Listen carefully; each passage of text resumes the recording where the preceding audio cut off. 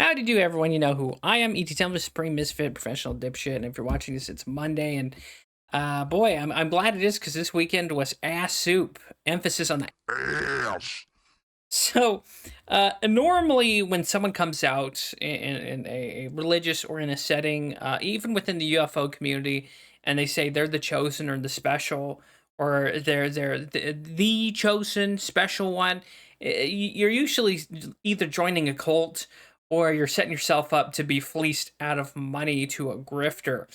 And along these lines, so out of Christianity, there's Baptists, Methodists, Lutherans, there's Protestants, Catholics, there's Seventh-day Adventists, there's home church and non-denominational Christians.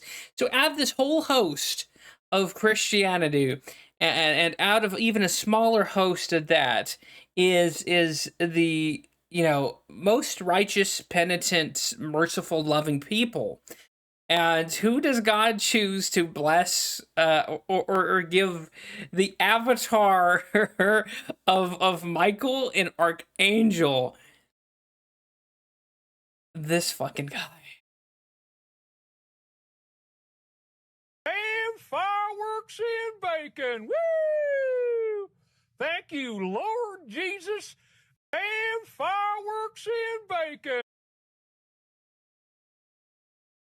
Out of billions, out of millions, out of hundreds of thousands, out of tens of thousands, out of thousands, out of hundreds, and out of tens of the most righteous, penitent people in this world, the Archangel Michael chooses this man for his avatar.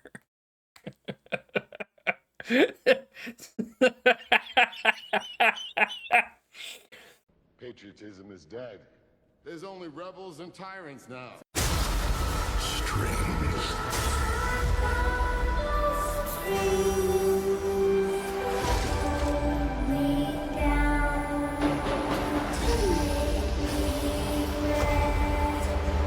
A world ready for the righteous and the pure to inherit. Don't believe in syringes. No, I still got my saber, Reverend. Didn't turn it into no plowshare either.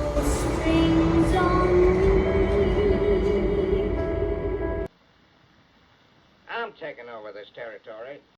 Alrighty, welcome to the official start of this video. If you see this little ticker tape down here, these are fleet captains, people who support this channel with their time and money. And there's a link down below in the description if you want to support this channel. That'd be cool. If not, it's not needed. It's all good, but just in case. So, David Wilcock does what people who do brainwashing or occult cult behavior. Anything critical, skeptical, or anything that questions the will of the ideology at large, he instantly ties it with things that are distasteful. This is what Marxists have done since the 1930s. This is what you're seeing among the left now, the cultural left Marxists now, when they say, so-and-so's a Nazi, they're a fascist. They take these negative word associations and plop it onto people who are skeptical, critical, or have different opinions, in the same sense that cults do the same thing with the heresy, heretic, right? So they take these negative word associations and assign a negative emotion to it. And when we watch this clip of Wilcock, that's what he's doing. It's a way for them to control people. And if you have people who aren't of the higher dimension thinking, or people who think outside the box and say, is what this guy is saying about these people bullshit or not? Let me look into it. And because I want to know if the people who's being slighted, defamed, or crapped on are actually doing, or actually the people who they're being painted as, right? Any normal person, if you hear a whole bunch of shit being talked about another group or select people, you're gonna be like, well, is it really true? Because I really want to know if these people are assholes or not, right? Because any other inquisitive mind's gonna be like, well, let's see if this is bullshit or not. Let's go down this rabbit hole and actually discover and find out, right? But the people in Wilcock's audiences, I'm not gonna be mean, like other content creators, and say they're stupid or retarded. I'm just gonna say they're misled, and That's unfortunate. So let's fire up this, and we'll get into David Wilcock's chicanery. Invite him on your show, the Steven character. No, definitely not. This is a full-blown terrorist. I mean, this. So again, he's associating negative words to Stephen Cambion to give the impression that he's a terrorist. Now, if David Wilcock was smart, if he really wanted to roll in the donos, if he really wanted to scrape in money because he loves money, his god is money, he would have Stephen Cambion on his show to have this back and forth, right? That's one thing about Ethan you can say about Ethan Ralph and some of these online personalities is they know how to play this drama game. The kill stream, that's what made the kill stream great originally. Because he would host two people that fucking hate each other and they go head to head, and he would just rake in the money for it. And to my knowledge, I don't think Ethan Ralph pays his guests, right? So he's 100% pure profit to have two retards scream at each other.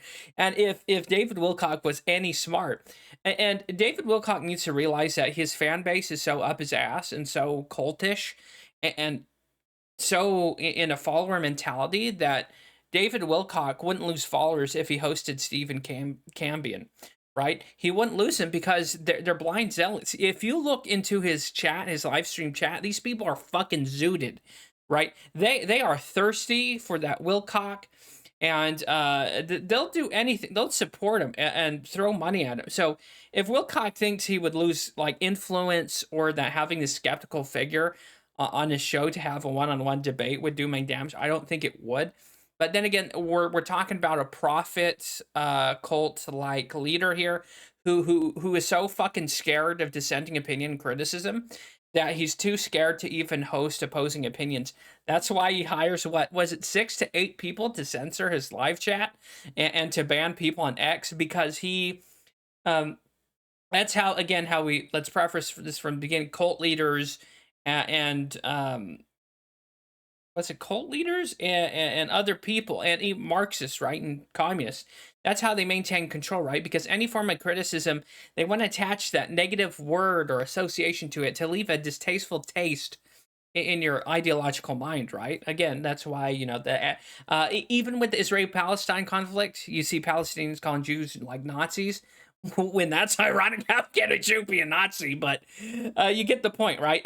Associate a negative taste, feeling, or emotion to something, and people will instinctively be like, ooh, right?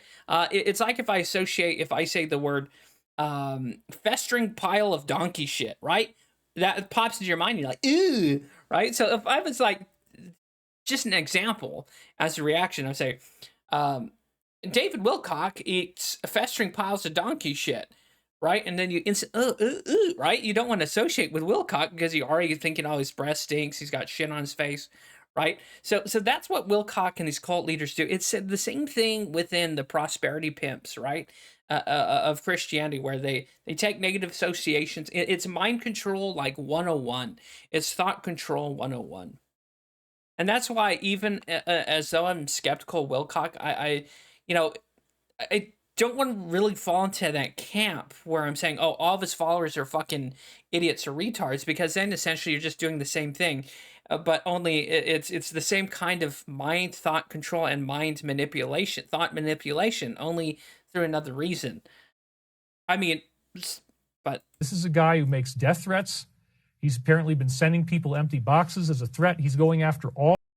With no evidence, he's saying this with no evidence on screen.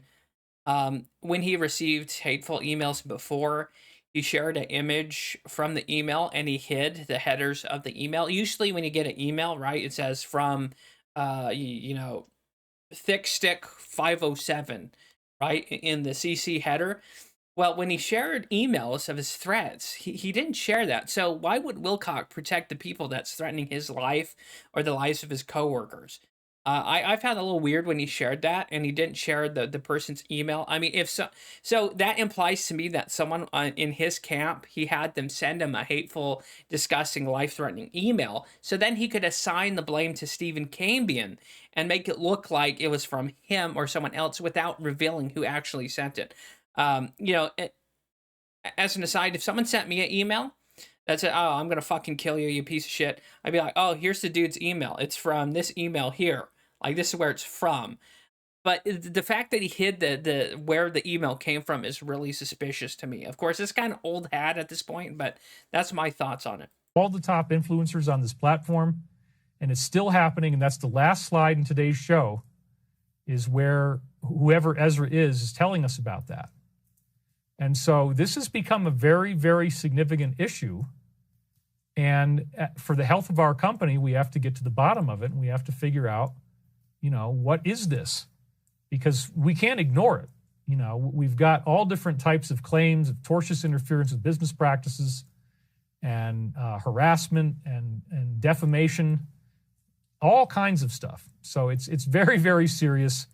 And now that we're getting funded, we are moving at warp drive speed to address this. In fact, it's like basically the very first thing I have to do once we get this going. So the supposed $100 billion or $500 billion or $1 trillion you allegedly got funded, you're going to use it in a lawsuit against a YouTuber, Stephen Cambion, who's really a small fish when you think about it. So you're going to use money that you were paid to Stavati Aerospace to build planes in a lawsuit against Stephen Cambion.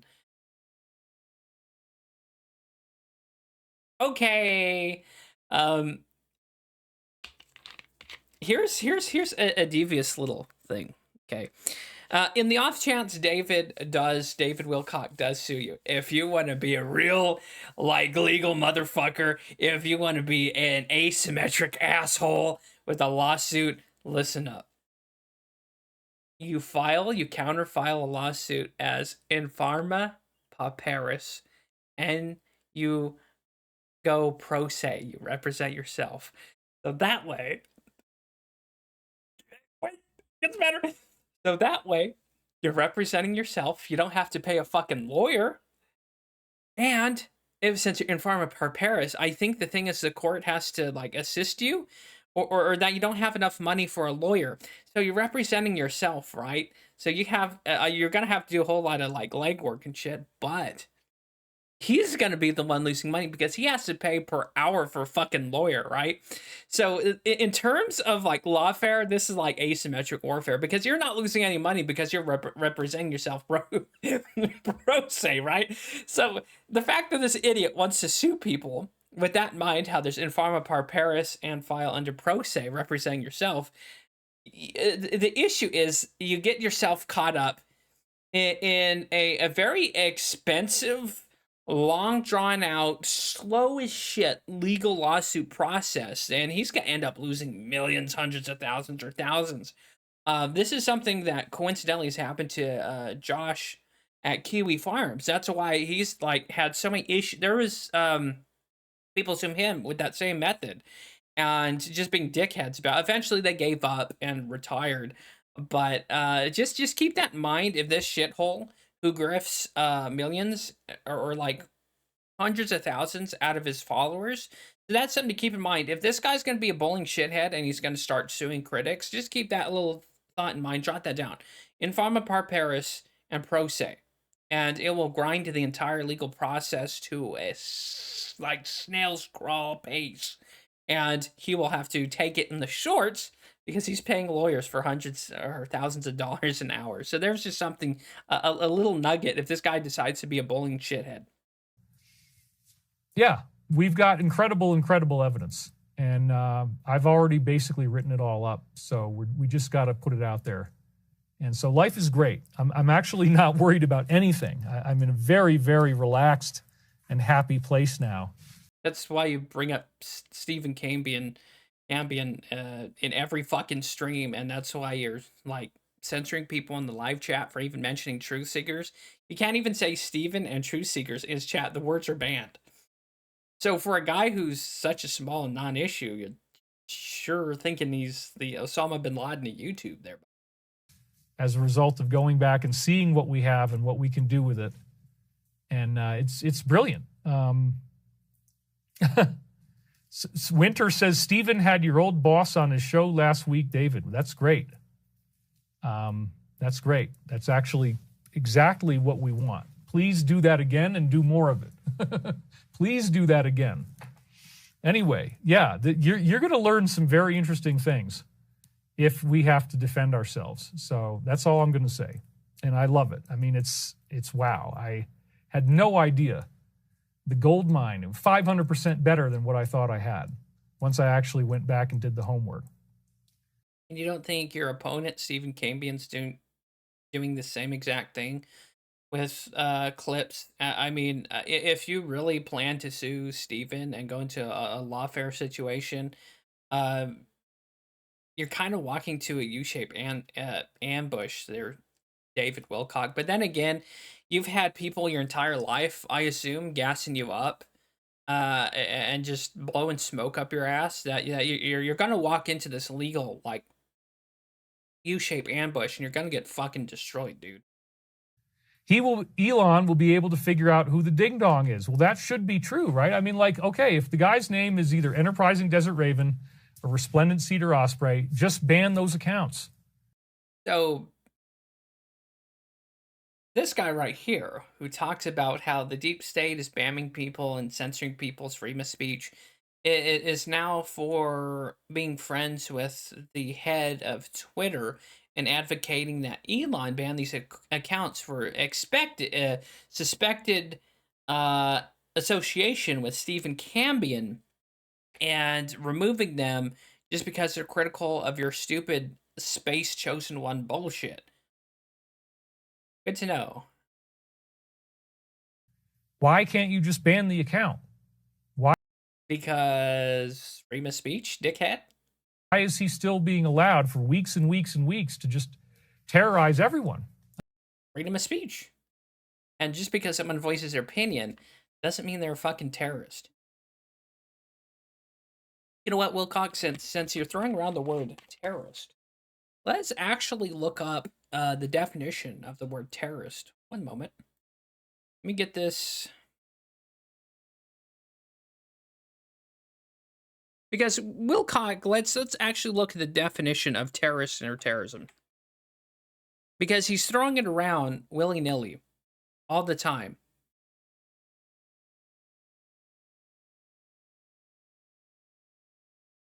Okay, here it is.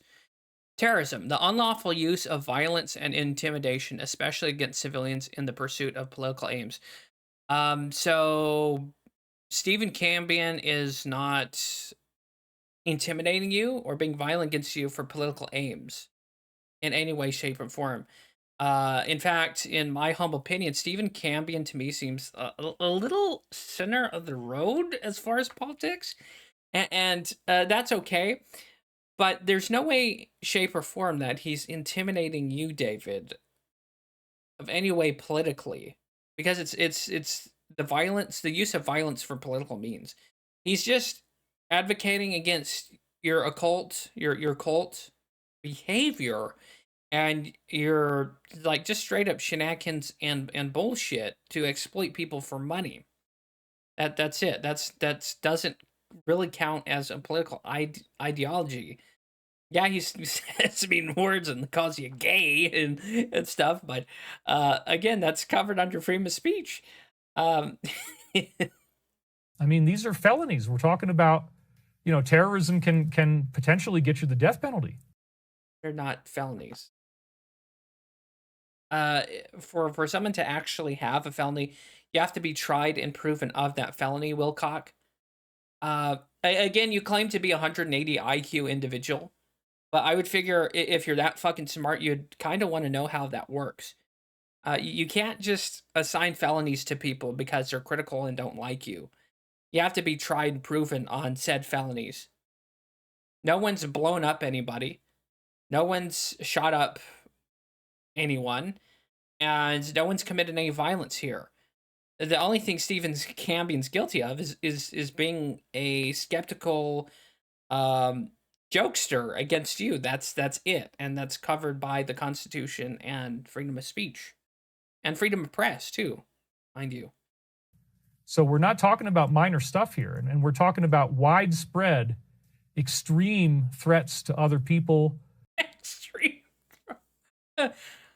Again, he says this with no any real evidence on screen are and just a level of hatred and malice. You know, we're comparing it in the suit that we're putting together to the Unabomber. Okay, that's the difference between the Unabomber and Stephen is Stephen hasn't threatened anybody, and he sure as shit hasn't blown anyone up. So in this dude's like fantasy mind, his corrupt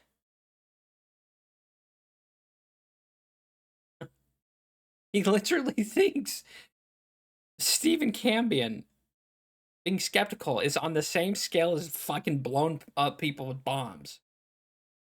that's the best comparison you can make. No, again, just circle this back to the beginning.